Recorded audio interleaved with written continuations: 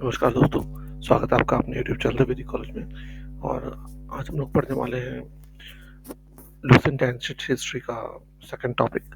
और आज हम लोग देखेंगे हिस्टोरिकल सोर्सेस कौन कौन से होते हैं, और उसमें हम लोग मेनली ब्राह्मणिकल सोर्सेस को आज पढ़ेंगे। ठीक है, तो जैसा कि आप जानते हैं कि हिस्ट्री अगर आपने लिखनी है किसी जगह की, है ना, किसी भी पीरियड की, तो आपके पास क्या होना चाहिए? उस जमाने का कुछ रिटन सोर्सेस होना चाहिए जिसको आप पढ़ के लिख सको, या तो फिर कुछ आर्कियोलॉजी में ऐसी चीजें निकली हो जिसको आप देख के समझ के उसके बारे में लिखा जा सके, है ना। यही दो सोर्सेस हो सकते हैं मेनली। तो ठीक, तो जो आर्कियोलॉजिकल सोर्सेज होते हैं वो बेटर तब समझे जा सकते हैं अगर उनके बारे में कुछ लिटरेरी सोर्सेज भी हो तो। ठीक है, लेकिन एंशियंट इंडिया की हिस्ट्री अगर हम देखें तो ज़्यादातर जो लिटरेरी सोर्सेज हैं हमारे, उनको डेसिफर नहीं किया जा सका है, मतलब उनको पढ़ा नहीं जा सका है। तो उसमें आर्कियोलॉजिकल सोर्सेज ही मेन मोस्टली इम्पॉर्टेंट है।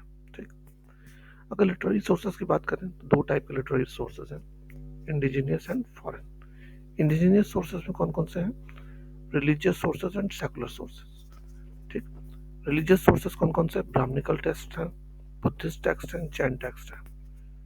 सेकुलर टेक्स्ट कौन कौन से हैं? जैसे हिस्टोरिकल टेक्स्ट हैं, सेमी हिस्टोरिकल टेक्स्ट हैं, बायोग्राफिकल टेक्स्ट हैं। ये सब सेकुलर टेक्स्ट हो जाते हैं। तो आज हम लोग मेनली ब्राह्मणिकल सोर्सेज के बारे में पढ़ने वाले हैं। ठीक, ब्राह्मणिकल सोर्सेज जो है, टेक्स्ट जो है, वो श्रुति और स्मृति टेक्स्ट होते थे नॉर्मली। ठीक, श्रुति टेक्स्ट कौन से थे? जैसे वेद्स, ब्राह्मण्स, अरण्यक्स एंड उपनिषद। ये आपको याद रखना है, ठीक है, कौन से टेक्स्ट किसके तहत आता है।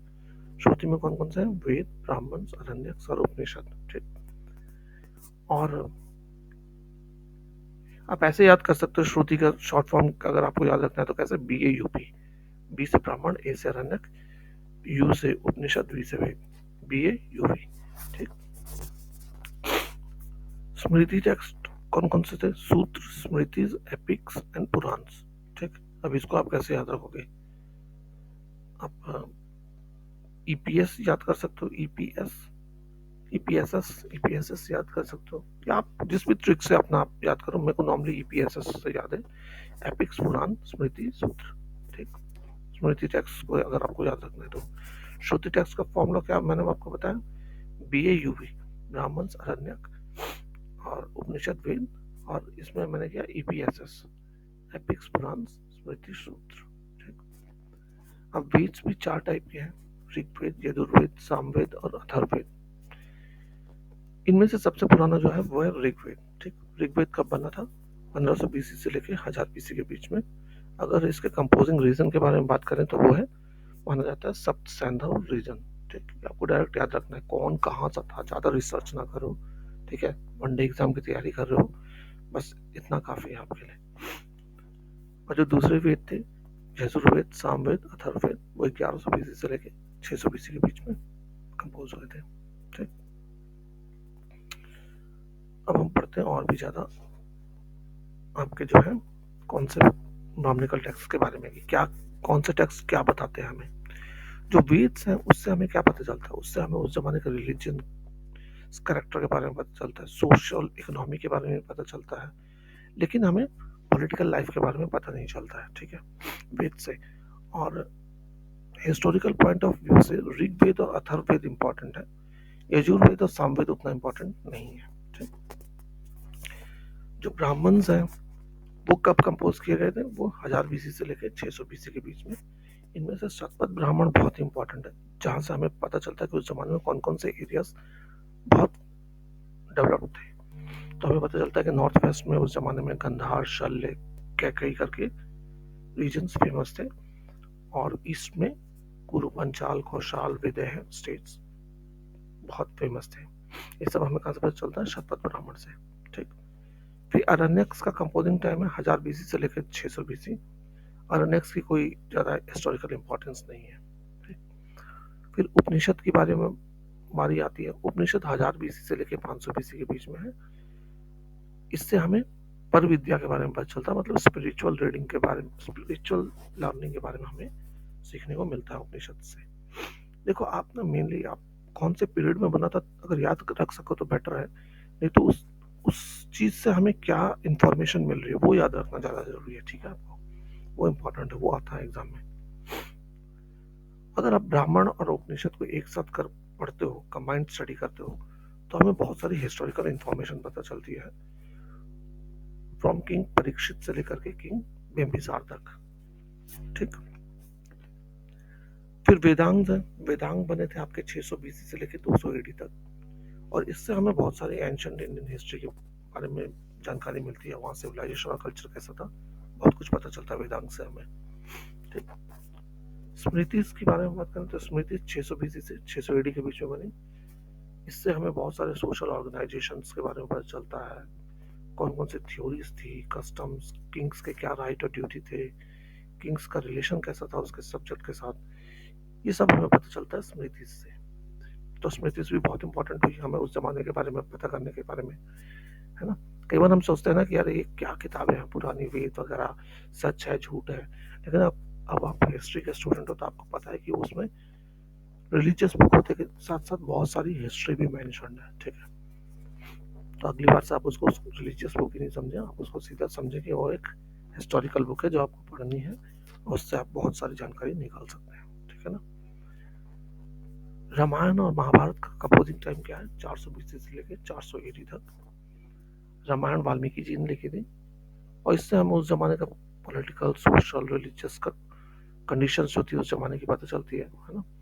इस बुक से हमें ये भी पता चलता है कि किस तरीके से जनपद ओरिजिन हुए, फिर डेवलप हुए, ठीक। और इसमें ग्रीक्स के बारे में भी मेंशन है, सिंथियंस या शाक्स के बारे में भी मेंशन है उसमें, रामायण में, ठीक। फिर महाभारत है दूसरा एपिक जो वेद व्यास जी ने लिखा था, इससे भी हमें उस जमाने के सोशियो पॉलिटिकल और रिलीजियस कंडीशंस के बारे में पता चलता है। और महाभारत जो बुक है उसमें महाभारत वार के बारे में, लड़ाई के बारे में लिखा हुआ है, और हमें पता चलता है कि ये लड़ाई लगभग 950 बीसी में हुई थी, ठीक। अब आपको एक डेट भी मिल गई है ना लगभग लगभग कि कब हुई थी महाभारत की लड़ाई, और ये हुई थी किनके बीच में? कौरव और पांडवों के बीच में, ठीक।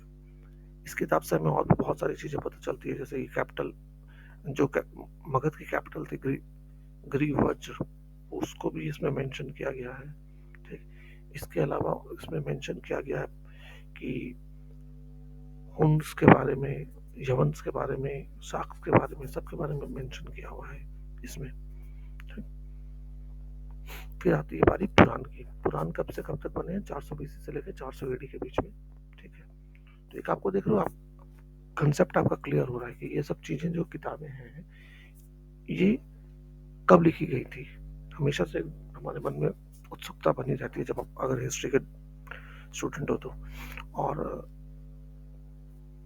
एक ये भी चीजें पता चल रही है कि हाँ भी अगर हमें हिस्ट्री पढ़नी है तो उसके लिए पुरानी किताबों का इम्पोर्टेंस कितनी ज्यादा है ना।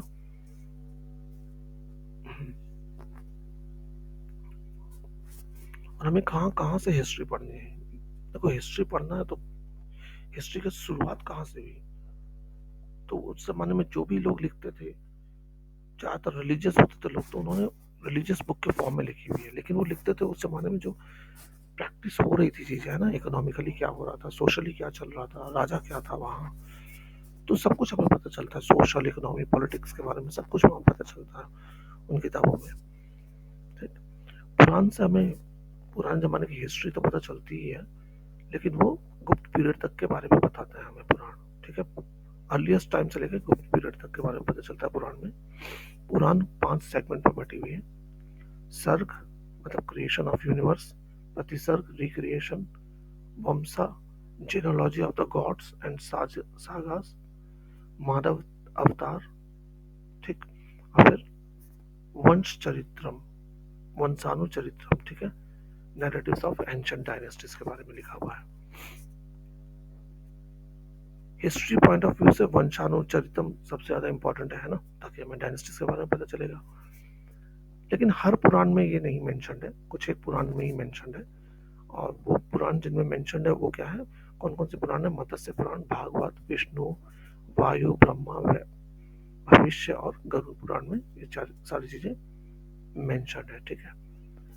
इनमें से अगर गरुड़ पुराण आपने कभी सुनी हो तो उसमें पूरव, इक्ष्वाकु और बृहद्रथ डायनेस्टी के बारे में डिटेल से दिया हुआ है। ठीक है, तो ये आपका ब्राह्मणिकल टेक्स्ट के बारे में सारी जानकारी थी। ऐसे देखो, अगर आप हिस्ट्री के स्टूडेंट हो तब तो बहुत कुछ पढ़ना है, आप जानते हो, अपनी किताबों में बहुत कुछ आपने पढ़ा हुआ है। लेकिन वन डे अगर आप हिस्ट्री के स्टूडेंट नहीं हो, है ना, साइंस बैकग्राउंड है या कॉमर्स बैकग्राउंड है आपका, तो this is more than enough for one day competitive exam. ठीक, तो होप ये वीडियो आपको पसंद आया हो। Thanks for watching. जय हिंद।